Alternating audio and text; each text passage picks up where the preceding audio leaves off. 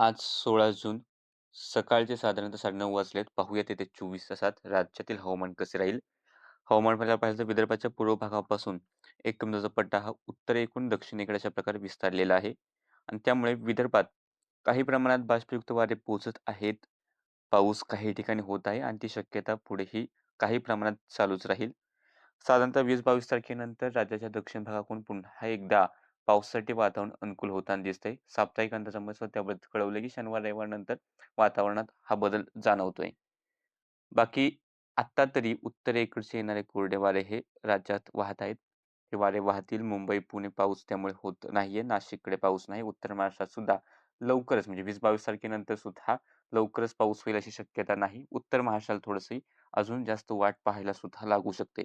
तर त्याच्या बाबत अपडेट्स आपण येत्या काळात नक्कीच देऊ. पण सध्या जर आपण पाहिली सॅटेलाईट इमेज तर कोकण, मध्य महाराष्ट्रात काही अंशी ढगाळ वातावरण आहे. विदर्भात चंद्रपूर आणि गडचिरोलीच्या काही भागांमध्ये ढगाळ वातावरण आहे.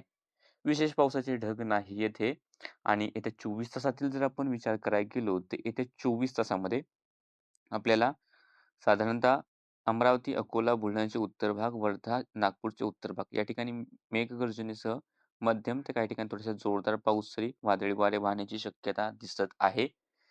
त्यानंतर जळगावचे उत्तर-पूर्वेकडील भाग, बुलढाणा, जालना, परभणी, हिंगोली, नांदेडचे उत्तर भाग, यवतमाळ, चंद्रपूर, गडचिरोली, भंडारा, गोंदिया हा जो भाग आहे, सार्वत्रिक नाही, पण काही ठिकाणी याही भागामध्ये थोड्याफार प्रमाणात पावसाची शक्यता दिसत आहे.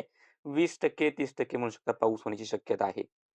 त्यानंतर कोकण किनारपट्टी आणि घाटात ढगाळ हवामान क्वचित एखाद्या ठिकाणी झालं तर हलके थेंब किंवा हलकी सर होऊ शकते. विशेष मोठ्या पावसाची शक्यता नाही. नंदुरबार, धुळे, नाशिक, अहिल्यानगर मध्यापासून पश्चिमेकडील भाग, पुणे, सातारा, सांगली, कोल्हापूरचे मध्यापासून पश्चिमेकडचे भाग असतील. या भागामध्ये पाऊस होण्याची शक्यता ही जवळपास नाहीये. तर या जिल्ह्यांचे पूर्वेकडील भाग असतील किंवा लगतवर्ती मराठवाड्याचे राहिलेले जे काही जिल्हे आहेत, या ठिकाणी स्थानिक ढग निर्मितीवरती लक्ष ठेवा. एखाद्या ठिकाणी स्थानिक ढग निर्मिती झाली तर पाऊस होईल. जसं की काल सांगली जिल्ह्यात स्थानिक ढग निर्मिती झाली, त्या ठिकाणी पाऊस झाला. तर अशी कुठेतरी स्थानिक ढग निर्मिती झाली तर पाऊस होईल, नाहीतर मोठ्या क्षेत्रावरती याही भागामध्ये पावसाचा अंदाज नाही. सध्याच्या अपडेटमध्ये इतकंच. Facebook पेज फॉलो करा, YouTube चॅनल सबस्क्राईब करून ठेवा.